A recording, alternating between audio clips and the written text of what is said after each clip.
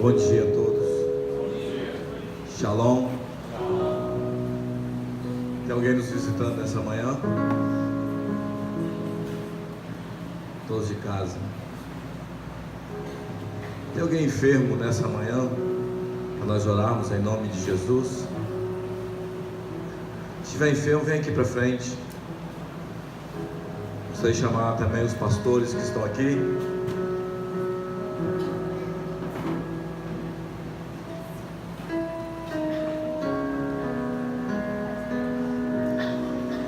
Vamos fazer como a palavra do Senhor fala, Tiago,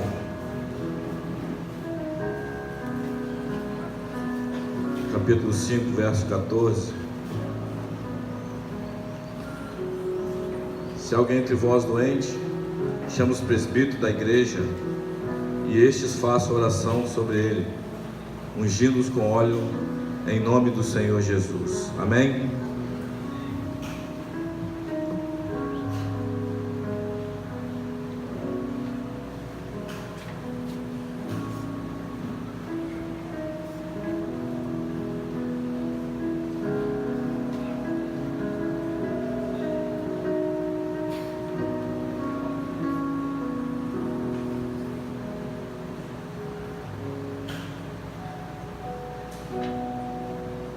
A igreja fica de pé, estenda as mãos para cá, em nome de Jesus. Pedir para que o Senhor opere os sinais em nosso meio. Sua palavra diz que se nós crêssemos, os sinais iriam nos acompanhar. Amém? Comece a orar junto comigo. Senhor, em nome de Jesus, Pai, nessa manhã nós estamos aqui gratos ao Senhor pela sua graça, Senhor. E agora, Pai, tomando posse da sua palavra, onde o Senhor diz que se tiver alguém entre nós enfermo, é para nós orarmos, ungirmos com óleo, e em nome de Jesus, eles serão curados. Nós estamos pedindo aqui, Deus, para a glória do Senhor, Pai. Meu Deus, o Senhor mesmo ontem, hoje, e vai ser eternamente, ó Deus. O Senhor curou no passado, tem curado no presente, vai continuar curando, Senhor. Nós estamos nessa manhã pedindo, Deus, em nome de Jesus, ó Deus, para a cura dos corpos desses irmãos. Se tiver também alguma enfermidade, Senhor, na alma, Deus, nós queremos pedir em nome de Jesus, Senhor, que o Senhor toque, Senhor, no sangue, nos ossos, ó Deus, na pele, na carne, Senhor, aonde quer que seja, ó Deus, se for um vírus, uma bactéria, nós pedimos agora a cura em nome de Jesus, Senhor, para a glória do Teu nome que oramos e agradecemos nessa manhã. Amém. Sejam curados, irmãos, em nome de Jesus, e que Deus os abençoe. Obrigado, pastores.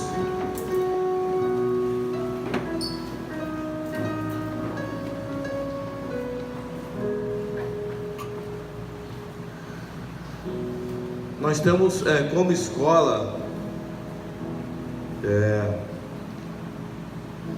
acho que é o alvo de todos os pastores que estão aqui, ajudar muito cada aluno que chega a descobrir a vontade de Deus. Eu acredito que uns já vêm preparados, já vêm com sua vida já em ordem. Alguns vão descobrindo algumas coisas aqui que Deus vai pedindo ao longo do tempo. Outros chegam acho que é uma oportunidade mesmo que Deus dá de estar aqui, depois de dar tanta cabeçada na vida, acho que chega num lugar assim como esse. Eu quero dizer para você que está sentado aqui nessa manhã, e de todo o meu coração eu digo isso, acho que você nunca vai encontrar um lugar onde tantas pessoas vão te amar. Eu costumo dizer isso da igreja. A igreja é um lugar, qualquer igreja que você está na igreja, as pessoas, se você for uma pessoa que quer viver para Deus, a igreja vai te ajudar, as pessoas vão te ajudar. Você não vai encontrar um lugar mais agradável de estar como a igreja. Depois você vai viver a sua vida, e muitos de nós fomos vítimas desse mundo, né? E alguns chegam e Deus vai trabalhando. Eu acredito que é um processo na vida de alguns, na vida de todos nós, melhor dizendo. vai crescendo em sabedoria e graça, e Deus vai transformando, e algumas pessoas de fato têm um encontro com Jesus. Eu estava lendo hoje pela manhã o livro de Tiago, mais uma vez, no final do capítulo 5, o último versículo diz: sabei aquele que converte o pecador do seu caminho errado, salvará da morte a alma dele e cobrirá multidões de pecados. Então, olha que magnífica tarefa nós temos, de levar os homens ao arrependimento. Eu acredito muito na força que nós temos de Deus aqui. Mas não tem um dia que eu me levante e que eu saia andando para esse seminário. Minha primeira oração do dia é agradecer a Deus pela minha salvação, pelo perdão dos meus pecados, e digo para Deus que não precisa mais acontecer nada, que eu estou satisfeito. E a segunda coisa, eu saio aqui andando pelos dormitórios pedindo que Deus, Ele faça de alguma maneira as aulas, os livros que você lê, a Bíblia que vocês estudam, que leem, seu tempo de oração, as capelas, os cultos, sirvam para mexer com o teu interior e você despertar para viver para Jesus. Porque depois que você entende isso, as outras coisas são secundárias. A oração que eu faço, eu saio olhando para os quartos, para os dormitórios, casais, para cada das famílias, para os pastores, a casa dos pastores, pedindo que Deus dê unção para eles, unção para nós, que precisamos de ouvir, que Deus faça um avivamento em nosso meio. Também quero parabenizar ontem, os 2 dias pela Feira de Missões. Nós não sabemos o impacto que aquilo pode causar. Já vários contatos, alguns pastores vieram, pediram para o teatro ir para lá fazer, outro pastor quer fazer uma mini, que nós temos a mão de obra especializada aqui, então nem é todo mundo que tem. E toda Feira de Missões eu fico muito impressionado com a criatividade do povo. Com tão pouco faz tanto. Então você, quando olha as fotos, parece uma coisa assim de outro mundo, cara. Mas quando você vai ver, é papelão, é papel, é palha, mas é impressionante. Então eu acho que cada ano tem vindo mais pessoas, graças a Deus. Eu acredito muito que, e as coisas de Deus são assim, você vai, e o resultado vai vindo. Então houveram conversões, glória a Deus por isso. Então, se só por isso já valeu o esforço de todo mundo. E hoje vai ser também à tarde, não vai ter evangelismo, sabe? Vai ser uma folga para o pessoal, descanse, relave as forças, porque amanhã tem que desmontar as barracas. Eu quero convidar também a Isanete aqui, que ela procurou a mim e a André para dar um testemunho. Achei muito interessante, porque é o fruto disso que eu estou falando aqui.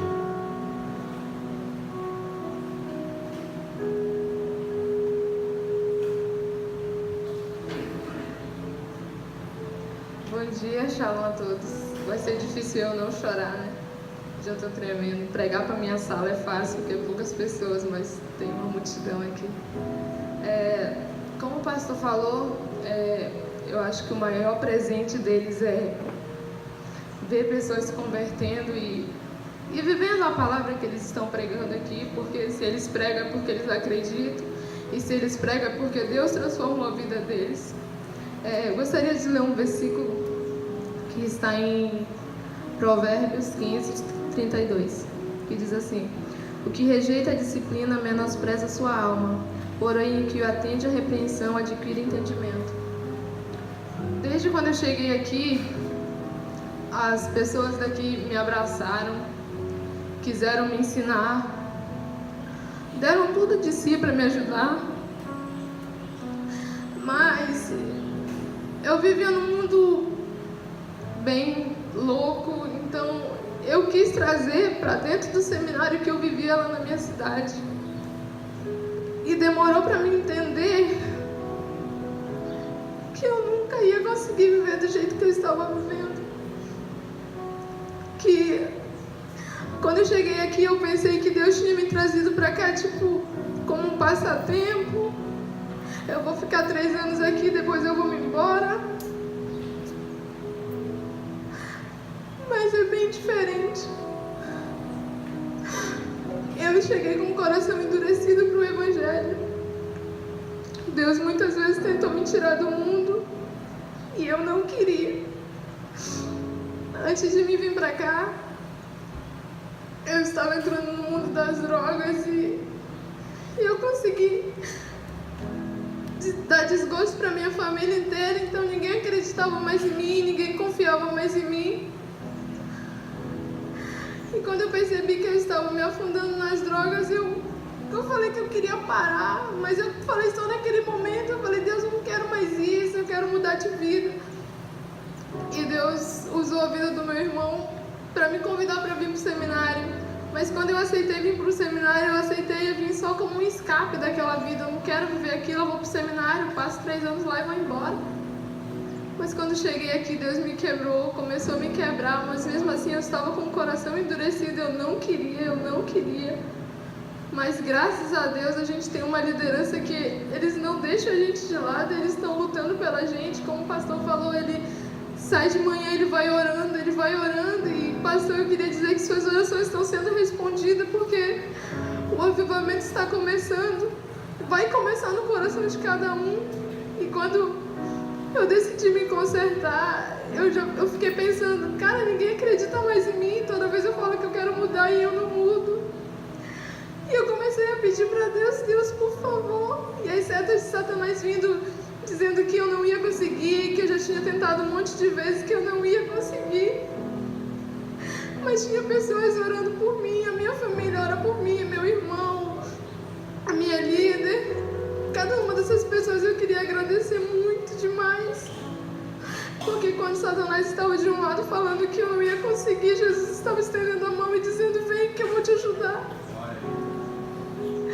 E eu queria dizer que esse Deus que eu tive no encontro, Ele quer transformar a vida de vocês também.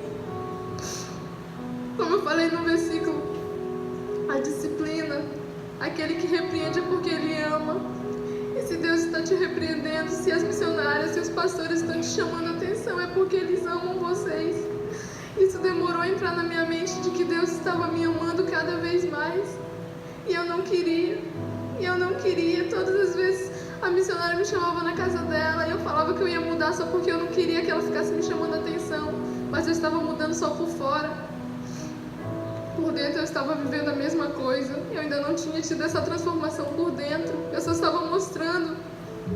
Eu não conseguia externar que eu estava mudando por dentro. E muitas das vezes a missionária me chamava lá e ela chorava. E falava, se a gente faz isso é porque a gente ama vocês. E eu pensava, como que ela me ama se toda hora ela fica me chamando, me repreendendo, falando um monte de coisa. Mas eu não conseguia entender que Deus queria me levar para o caminho dele. E quando, semana retrasada, eu fiquei pensando muito e eu tinha decidido ir embora. Eu falei, eu não quero mais ficar aqui. Todo mundo fica em cima de mim, me dando pressão. Eu não quero ficar aqui. Eu falei que eu ia embora. Já estava tudo pronto, eu ia comprar minha passagem. Eu queria ir embora, mas o meu irmão chegou comigo e decidiu conversar comigo. E ele falou que ele orava por mim, que ele me amava. Se o meu irmão que está aqui, estou vendo ele falou isso, imagine Deus, como Deus estava se sentindo com a minha desobediência. E eu decidi entregar minha vida para Jesus verdadeiramente. Independente das consequências, as consequências vão vir, mas se eu estiver com Jesus, Ele vai me ajudar. Eu cheguei no meu setor e a minha líder começou a falar comigo e ministrar para mim. Só que eu estava muito decidida que eu não queria, que eu queria ir embora. eu achei que se eu voltasse para lá, que ia ser diferente, mas não ia ser diferente. E quando o pastor Jovem fez aquela pergunta aqui, se você não tivesse encontrado Jesus, aonde você estaria? Na hora eu pensei, eu estaria viciado no álcool, na droga, eu estaria longe de casa. Para quem não sabe, eu tenho um filho. Então que exemplo que eu ia dar pro meu filho? Ele não pode estar aqui comigo hoje, mas eu oro por ele, para ele nunca entrar no caminho que eu entrei. Para mim é muito difícil estar longe da minha família, mas graças a Deus eu ganhei uma família espiritual.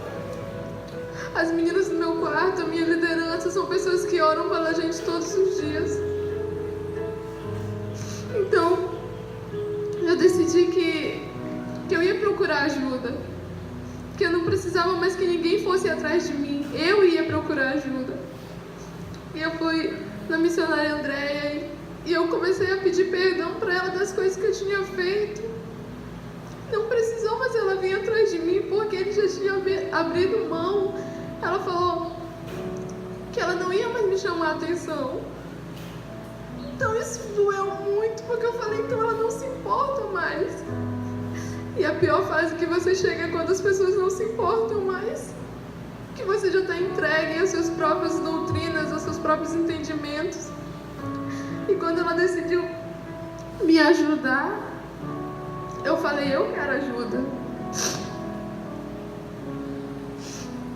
E eu decidi que eu queria ajuda e o pastor chegou lá e eu pedi perdão para minha liderança por tudo que eu já fiz aqui no seminário, que eu desagradei.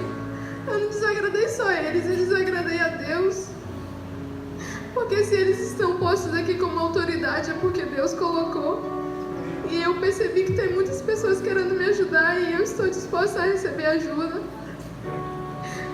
E eu queria pedir perdão da igreja também, porque o que forma os seminários, as pessoas, os seminários são as pessoas.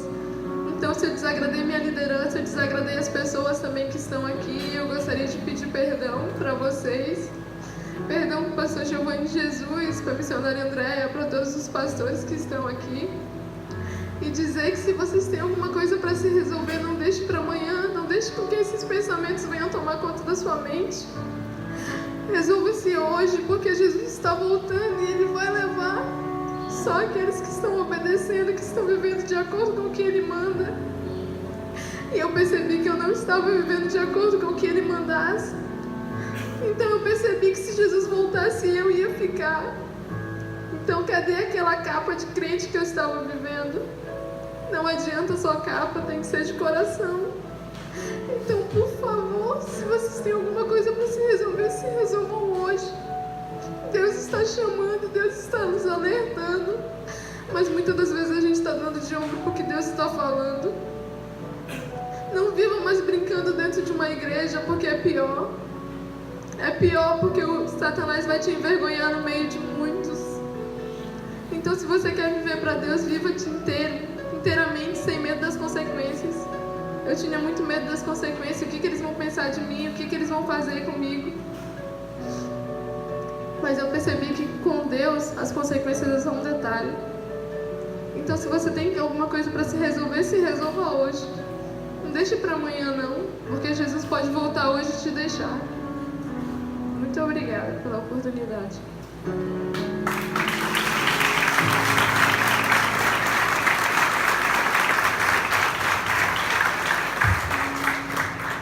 Amém. Glória a Deus por isso. Vamos abrir a palavra de Deus em 1 Coríntios, capítulo 11, a partir do verso 23.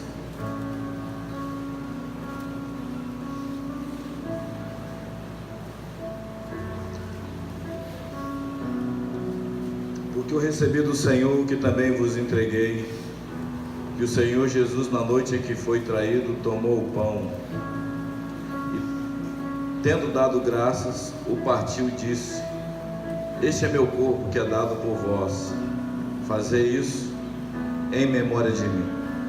Em Êxodo capítulo 17 tem a primeira Páscoa, né?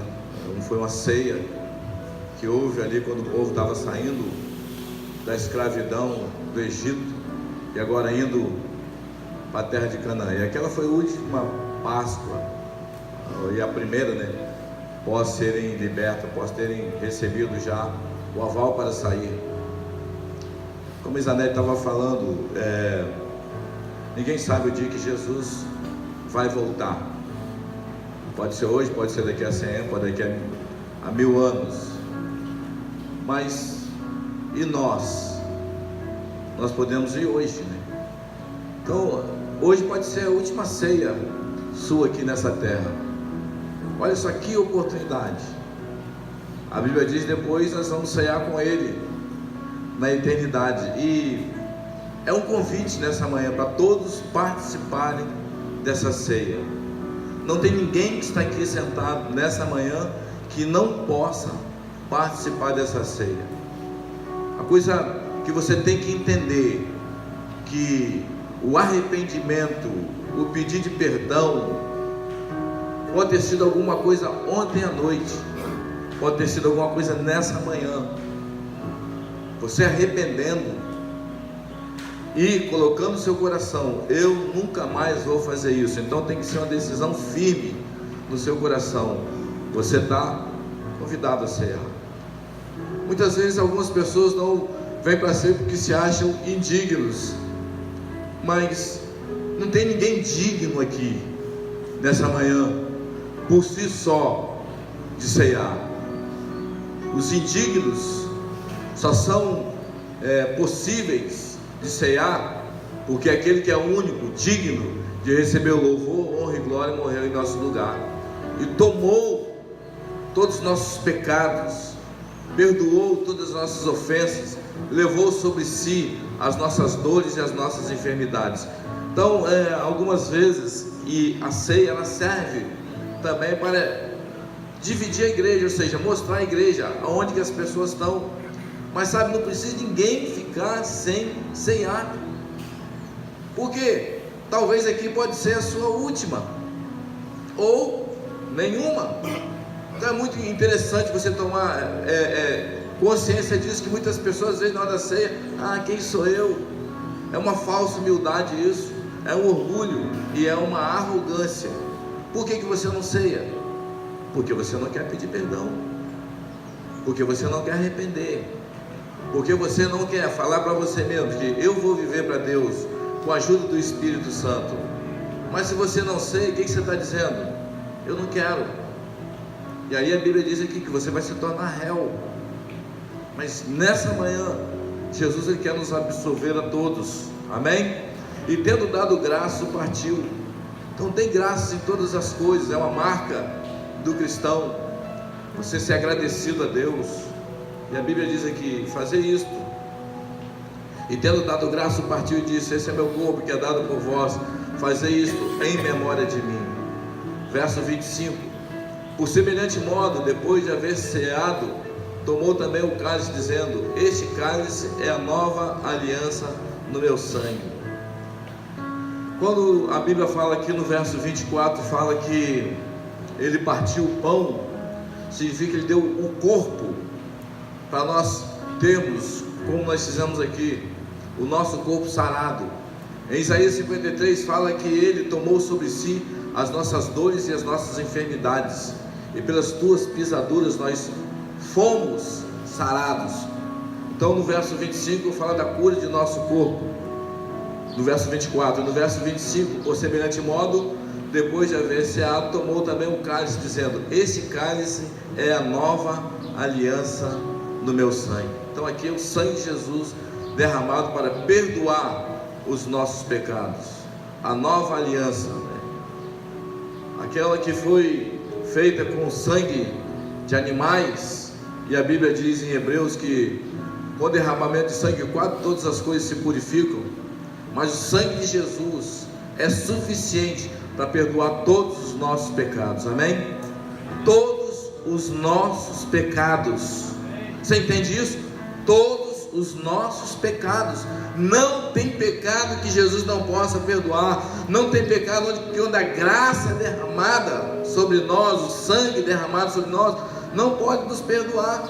Que muitas pessoas às vezes pegam os seus pecados e colocam como se fosse um tesouro, como se fosse um troféu. Ah, eu fiz isso. Mas se você tem essa mentalidade, você está dizendo que o teu pecado é muito mais forte que a graça.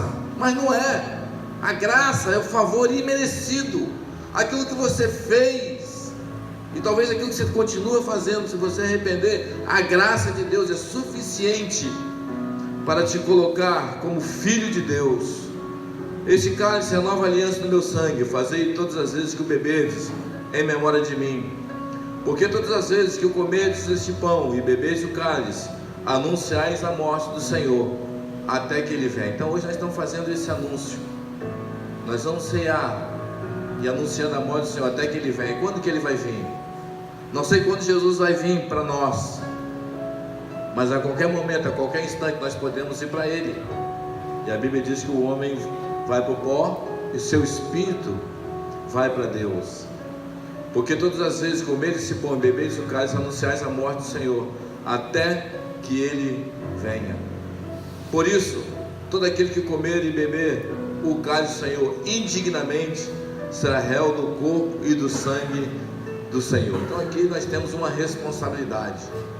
Nesta manhã nós vamos ter uns segundos para você se analisar, se autoanalisar. E talvez de repente Deus te traga à memória alguma coisa que você fez, que você não consertou com alguém, alguma coisa que precisa ser restituído. Talvez você não dê tempo de fazer aqui, mas logo quando você tiver uma oportunidade, fazer uma ligação, mandar uma mensagem, você pode deixar tudo isso resolvido. Esses tempos atrás nós estávamos numa aula, e interessante a aula, como fala com aquele que está ouvindo, mas também com aquele que está falando.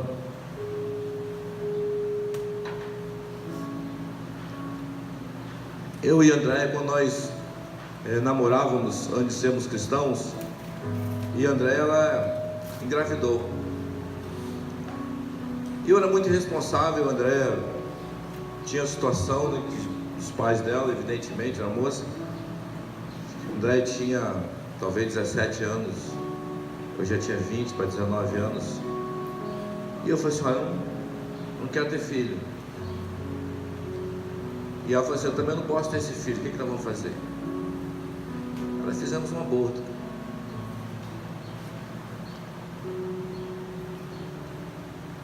Foi algo de muita acusação quando eu converti. Foi muito difícil eu saber lidar com a situação, porque toda vez que eu vinha orar, vinha essa situação na mente, vinha essa indignidade, Satanás, e muitas vezes eu estava muito animado, e vinha essa lembrança e eu me desanimava. Mas graças a Deus, Deus colocou pessoas do meu lado para me ajudar, discipuladores que me ajudaram. Eu ia para eles, falava, e eles oravam, me deram um versículo. E o primeiro versículo que eu memorizei foi 1 João 9, que diz que se nós confessarmos nosso pecado, Ele é fiel e justo para nos perdoar os pecados e nos purificar de toda injustiça. E Josafá tem 24 anos, talvez o outro filho nosso, não sei se é homem ou mulher, talvez tinha uns 27, 28 anos, 30 talvez. E é uma sequela que fica. Por muito tempo eu evitava de falar isso, porque pesava, né? Porém Jesus levou isso na cruz também. Jesus me perdoou disso. Uma vez eu fui repreender uma pessoa, ela estava vivendo uma situação difícil em pecado, e eu já tinha falado isso. E ela falou assim: você está me condenando porque eu fiz isso, mas você é um assassino. Ela pegou o testemunho que eu dei e falou assim: você é um assassino.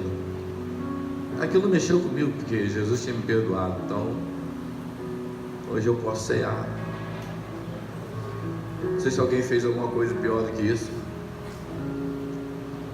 mas Jesus convida todos para a ceia. E um dia na sala de aula nós estávamos falando sobre coisas do passado que precisamos resolver, precisamos pedir perdão, precisamos ressarcir se há necessidade, se temos condição. E aí o Espírito Santo naquela hora me trouxe isso dentro da sala de aula. Eu não lembro de ter pedido perdão à minha esposa por aquilo. E quando eu cheguei em casa eu falei assim: Andréia, alguma vez eu pedi perdão a você pelo que eu paguei, né? Pelo aborto? Ela falou assim: que eu lembre, não. Eu falei: então eu quero pedir perdão a você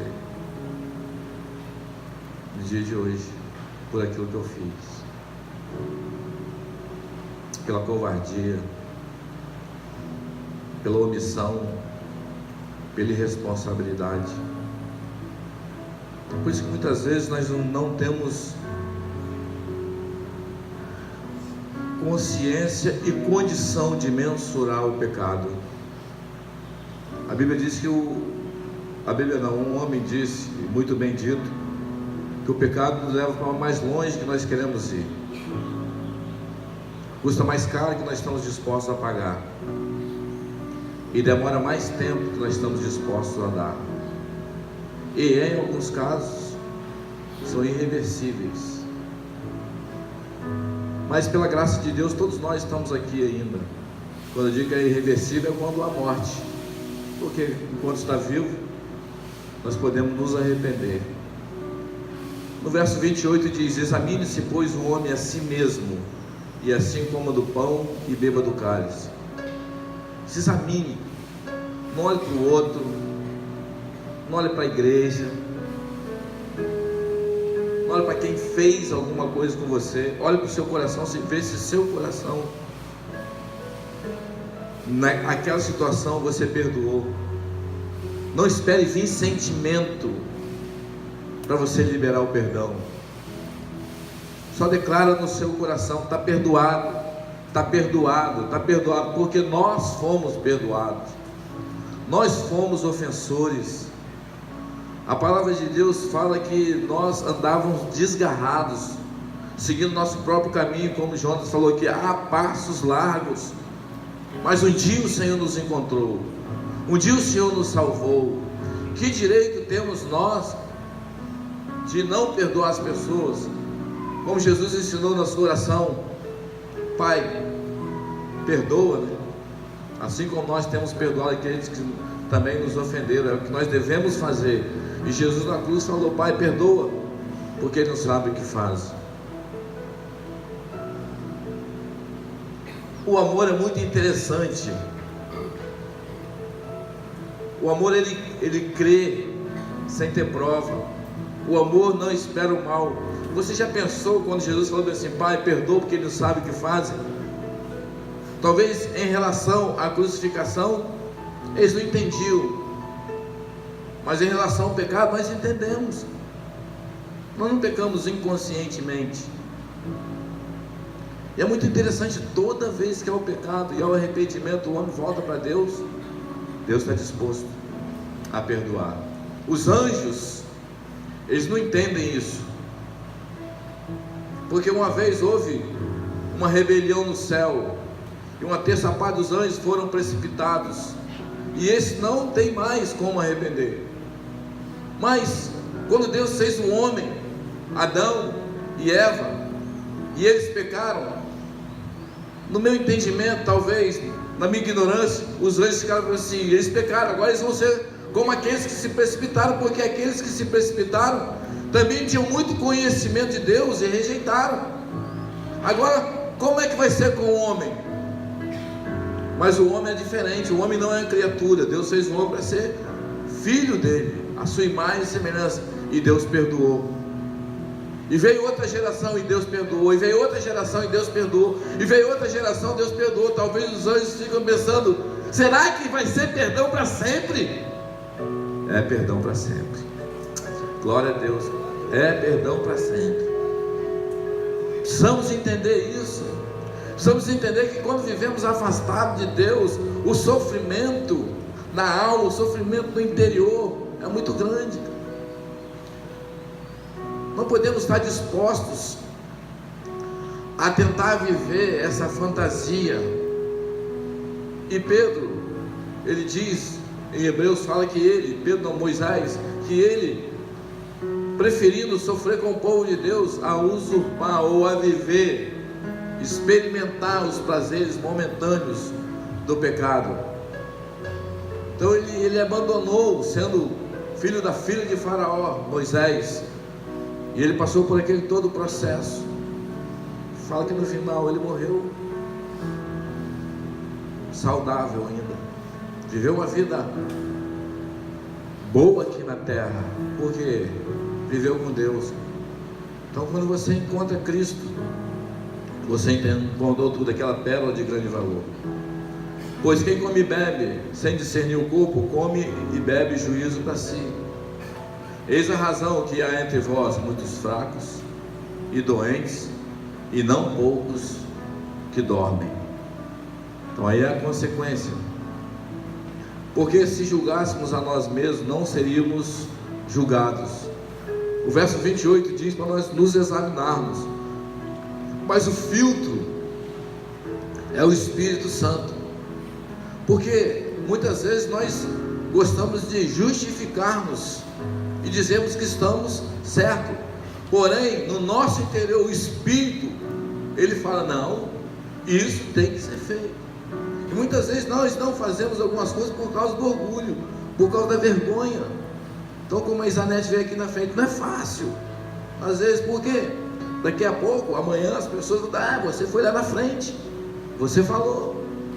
Não, eu estou aqui, eu falo, e eu falo muito para os nossos pastores, nós falamos demais, nós sabemos demais, nós ensinamos. Então o juízo é mais severo sobre nós. Porém,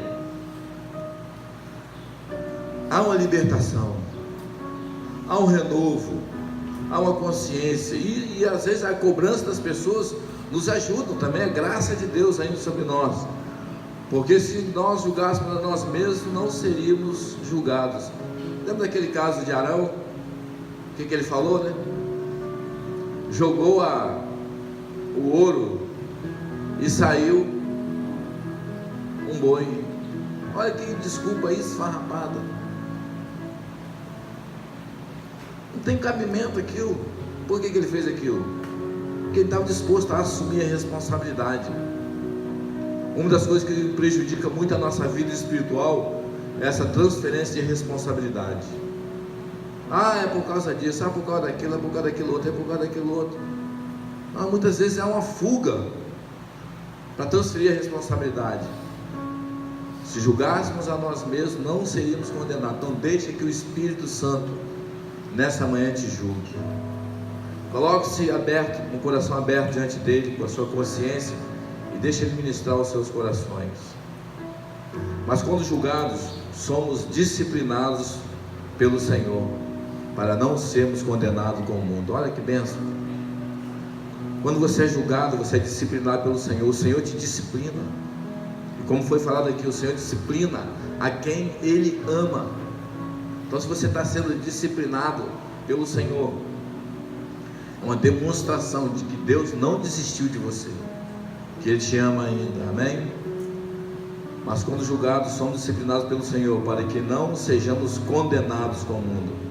Assim, pois, irmãos meus, quando vos reunis para comer, esperai uns pelos outros. Se alguém tem fome, coma em casa, a fim de não vos reunires para juízo. Quanto às demais coisas, ordenarei quando for ter convosco.